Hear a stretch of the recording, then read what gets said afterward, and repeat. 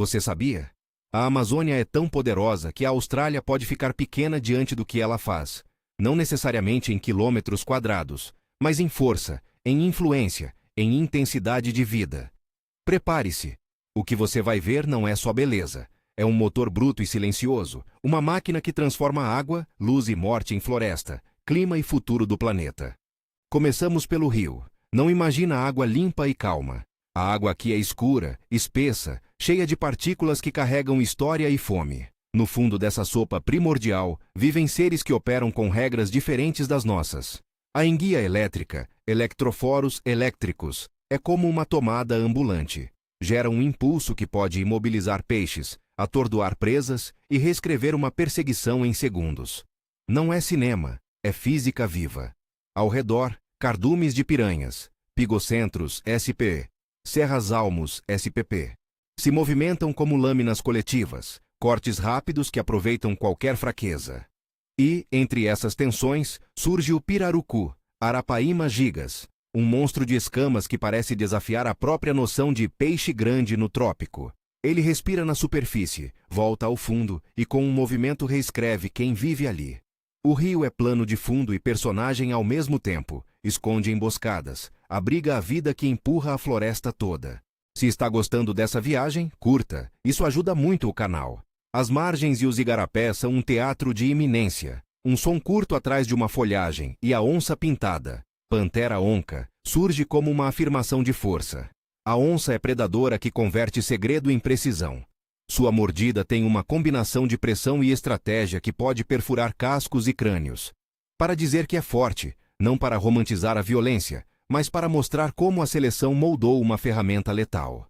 Às vezes ela caça na água, outras vezes na terra. E quando falamos de água e terra, não podemos esquecer a sucuri, a anaconda, Eunectes murinus, emboscadora silenciosa. Ela não precisa correr, espera.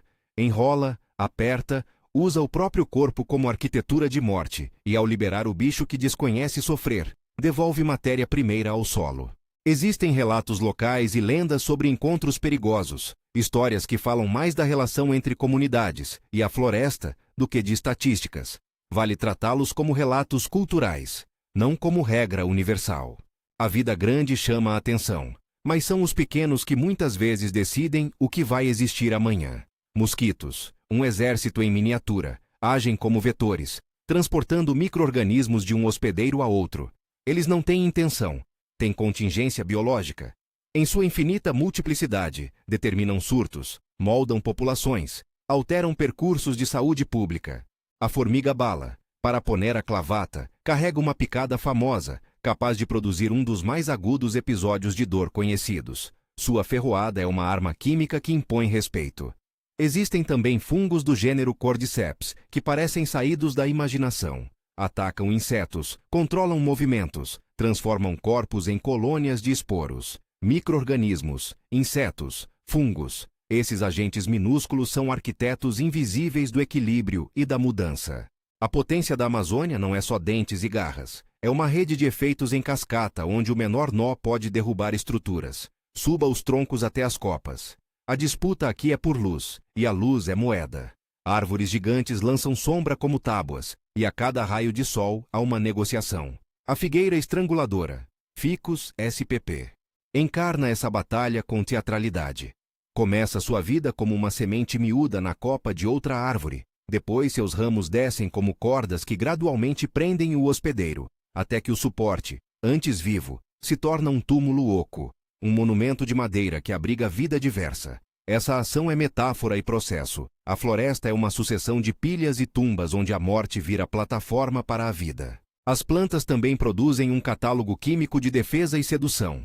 Alcaloides, taninos, compostos voláteis, que moldam o comportamento de insetos, mamíferos e até micróbios. A floresta é laboratório sem paredes, onde a competição por luz e nutrientes gera estratégias que a ciência ainda decifra. A Amazônia é um palco de extremos quando as estações mudam. Há momentos em que a água domina. As cheias transformam planícies em lagos, redesenham rotas, carregam sementes e nutrientes. Em outras épocas, a seca pressiona, concentra peixes em poças e força espécies a migrar ou morrer. Esse ciclo, enchente e seca, É uma espécie de relógio brutal que seleciona adaptações rápidas. Territórios se expandem e encolhem, populações explodem e colapsam. Essa oscilação não é apenas drama local, é um modo de criar diversidade, uma maneira de forçar experimentos evolutivos contínuos. A alternância entre inundação e ressecamento é também responsável por mudanças na paisagem humana. Populações ribeirinhas aprendem a ler o ritmo do rio, inventam técnicas de sobrevivência e conhecem cada curva do fluxo. A floresta, em suma, se cria e se recria em ciclos que podem parecer caóticos para nós, mas que são, na verdade, processos de filtragem e renovação. Agora pense em escala e influência.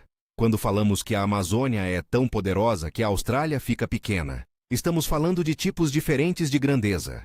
A Austrália é um continente-estado com paisagens vastas e singularíssimas, com sua própria fauna e função ecológica.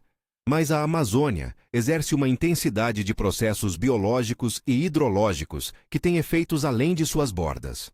A bacia amazônica despeja uma descarga fluvial colossal em direção ao oceano.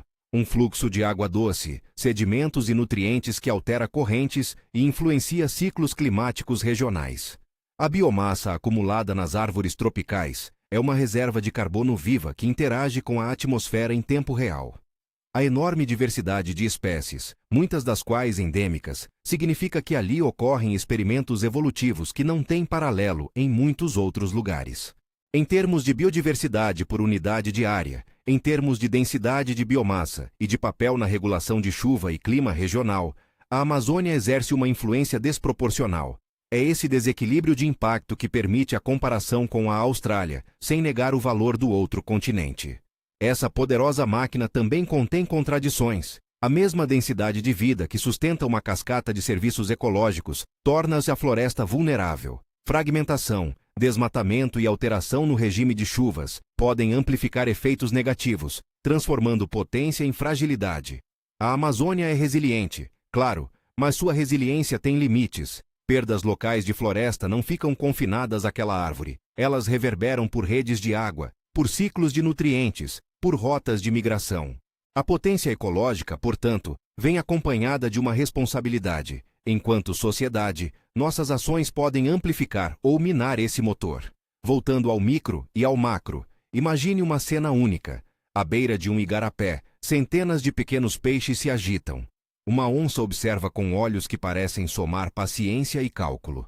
Um leve tremor na água anuncia a aproximação de um predador maior. A sucuri. Habitat, presa, predador. Todos envoltos em uma dança que termina com matéria sendo redistribuída. Corte para um ângulo aéreo. A floresta se estende em um tapete contínuo, manchas de verde vibrante que respiram fresco. Em seguida, um recorte mais amplo mostra nuvens espessas formando-se sobre a bacia. Evapotranspiração das árvores alimenta chuvas que caem a centenas de quilômetros de distância. O mesmo rio que abriga a sua enguia elétrica abastece ecossistemas costeiros e influencia padrões de chuva. Aquela cena íntima de predador e presa se desdobra em efeitos que tocam o oceano e o clima. É aí que a pequenez da Austrália aparece como figura. Não no espaço físico, mas na comparação de influência e intensidade de processos. A ciência ainda está desenrolando os detalhes desse sistema. Termos como descarga fluvial, o volume de água que sai de um sistema para o oceano, e biomassa, a massa viva acumulada na floresta, ajudam a medir impacto, mas cada medição traz nuance. Biodiversidade não é apenas um número de espécies. É variedade funcional. É rede de interações. É por isso que, ao dizer que a Amazônia pode fazer a Austrália parecer pequena, afirmamos algo sobre influência ecológica e complexidade funcional, não sobre hierarquia de valor entre territórios. Há também histórias humanas entrelaçadas, comunidades tradicionais, povos indígenas, ribeirinhos. Todos conhecem a floresta de maneiras que os dados não capturam por completo. São guardiões de conhecimento prático, quando pescar, onde plantar, como evitar um encontro com uma sucuri. Relatos locais, mitos e práticas de manejo mostram um relacionamento com a floresta que combina respeito, temor e intimidade. Quando falamos de conservação, é essencial ouvir essas vozes. Elas não são apenas testemunhas, são parte ativa da manutenção do equilíbrio.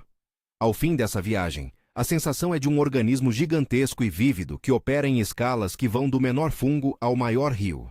A Amazônia é potência porque concentra processos, uma síntese de água, vida e química que estabiliza climas, sustenta a biodiversidade e produz serviços que o planeta precisa. Essa potência não é eterna se tratada sem cuidado. A comparação com a Austrália serve para provocar pensamento. A dimensão da influência não se mede apenas em hectares, mas em intensidade de impacto e em funções que atravessam fronteiras. Se você sentiu admiração, um pouco de inquietação e o desejo de saber mais, então a viagem cumpriu seu propósito. A Amazônia nos lembra que poder e fragilidade andam de mãos dadas, que a vida ali é ao mesmo tempo brutal e necessária, e que entender essa complexidade é uma forma de respeito. Inscreva-se e compartilhe para que mais pessoas conheçam a força desse ecossistema, e para que, juntos, possamos aprender a preservá-lo.